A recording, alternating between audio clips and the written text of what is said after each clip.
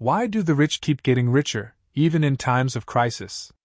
When inflation hits, markets shake, and prices soar, somehow they still thrive. Meanwhile, most people follow the rules, save your money, stick to a budget, work hard, and still feel like they're stuck in place. It's not just bad luck. It's not because you're doing something wrong. It's because the game of money isn't taught the way it should be. And today, I want to show you exactly how that game is really played, and how you can finally start catching up. Go, go, go, go, go, go, go, go, go, go, go, go, yo. How the system is built. Let's talk about the system, the one we all live in but rarely understand. It's a system that quietly favors those who already have wealth. Here's how. First, taxes. The more you work for money, the more you're taxed. But the more your money works for you, through assets like stocks or real estate, the less tax you often pay. Then comes inflation. It slowly erodes the value of your cash. What bought $100 of groceries last year might only buy $94 this year. That means every dollar sitting in your savings account is quietly losing power. Now think about interest rates.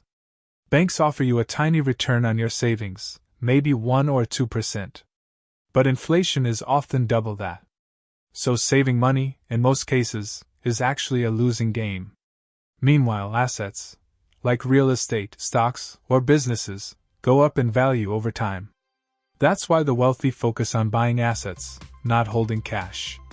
For example, while many people were tightening their budgets, wealthy investors were buying property, knowing it would appreciate. And they were right. Property prices rose. Rent went up. Their wealth grew.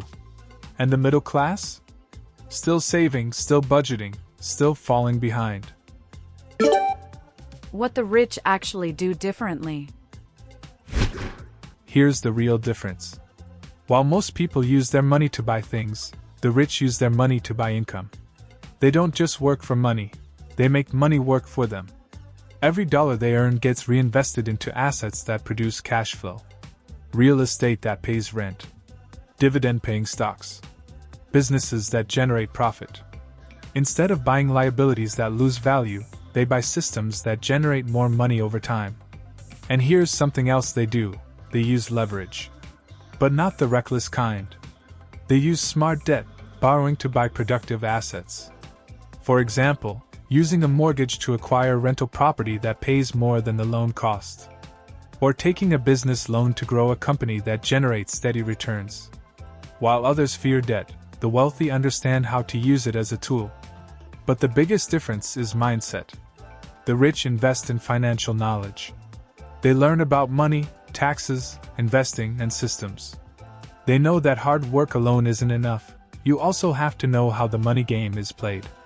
That's why they read books, listen to experts, and treat financial education as a lifelong priority. Most people work harder. The rich work smarter. What you can start doing today. So what can you actually do today, right now, if you're not rich yet?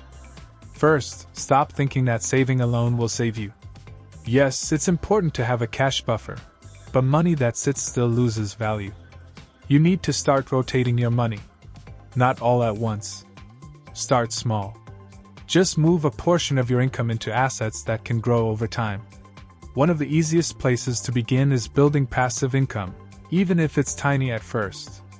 Maybe it's a few dollars in dividends, or income from a side project, or selling a digital product that runs on autopilot. It doesn't have to replace your job overnight, but it gets your money working. You can also start by investing in yourself. Not flashy stuff, but real skill building. Learn something that increases your value in the marketplace, like coding, marketing, or financial literacy. Every new skill is like buying an asset that can pay you for years. If you're not ready for stocks or real estate, start with index funds. You don't need thousands of dollars to begin. The point is, don't just save to feel safe. Save with a plan to grow. And above all, don't chase fast money. That's how people lose it. Instead, chase smart money. Use long-term strategies. Build systems. Understand how the money flows. That's what separates people who get stuck from those who break through. The biggest financial trap to avoid. There's one trap that keeps millions of people broke, even if they make good money. It's not lack of income. It's lifestyle inflation. As soon as people earn more, they spend more on a better car, a bigger apartment, the latest phone, not because they need it, but because they think they deserve it. This trap is dangerous because it feels like progress, but it quietly kills your ability to build wealth. The rich understand one thing: looking rich and being rich are two very different things. They avoid debt that doesn't make money. They don't finance luxuries. They finance income. A wealthy person might drive a modest car and live in a simple house, not because they can't afford more, but because they know their money is better used elsewhere. Here's the rule I follow: if it doesn't pay me back, I don't borrow for it. Before you take on any loan, ask yourself, will this cost me every month or will this earn for me every month? That one question has saved me from making emotional money decisions more than anything else. Conclusion and discussion. If you only work for money, you'll always fall behind. But when you understand how money actually works, and use it the way the wealthy do, you start shifting from survival to strategy. You're no longer just earning, you're building. Slowly, but surely. And no, you don't need a perfect background. You don't need a six-figure salary. You need something far more powerful: clarity, consistency, and a long-term vision. Because wealth doesn't show up overnight, it compounds from years of small, intentional steps. The truth is, most people underestimate what they can achieve in 5 years and overestimate what they can do in 5 weeks. But if you stay focused and apply what you've learned today, your future self will thank you. Now I want to hear from you, because money isn't just a private journey, it's something we can learn about together. So answer these 3 questions in the comments. What's one thing you've been doing with money that you now want to change? Do you believe building wealth today is harder than it was 20 years ago? Why or why not? If you could ask a millionaire one question, what would it be? Drop your answers below. I actually read every single comment, and some of your thoughts might even inspire future videos. And if this video helped shift your mindset, even just a little, consider subscribing. This isn't just a finance channel, it's a place to think differently, act intentionally, and grow smarter about money, one video at a time.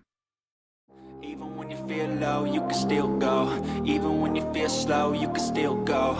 Even when there's no hope, you can still go. I never answer to no, man, I still go.